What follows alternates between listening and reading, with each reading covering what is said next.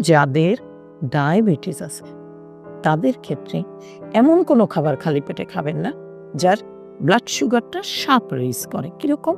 কারণ আপনি রাত্রে ৬-৭ ঘন্টা ঘুমিয়ে আছেন, ভোরবেলা উঠে আপনি একটা মিষ্টি ফল খেলেন। যেমন অনেকেই ইদানিং কি করে, খেজুরটাকে সকালবেলায় একটা খেজুর খেলো, ২ টা খেজুর খেলো। খেজুরটা কিন্তু প্রচুর পরিমাণে সুগার আছে। ফলে আপনার ডায়াবেটিস থাকলে আপনি যখন এই খেজুরটা খাচ্ছেন, সকালবেলা শরীরে গ্লুকোজের রিকোয়ারমেন্ট থাকে, এনার্জি রিকোয়ারমেন্ট থাকে অনেক বেশি।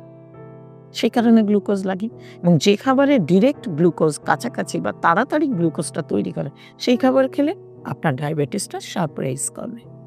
তাহলে মিষ্টি জাতীয় ফল বা ধরেন মধু অথবা মিষ্টি মেশানো যে কোনো খাবার আপনি যদি খেয়ে ফেলেন, এটা আপনার গ্লুকোজটাকে শার্প রেইজ করবে। তাহলে ভুলেও একজন ডায়াবেটিক ব্যক্তি এই খাবারগুলো সকালে খাবেন না।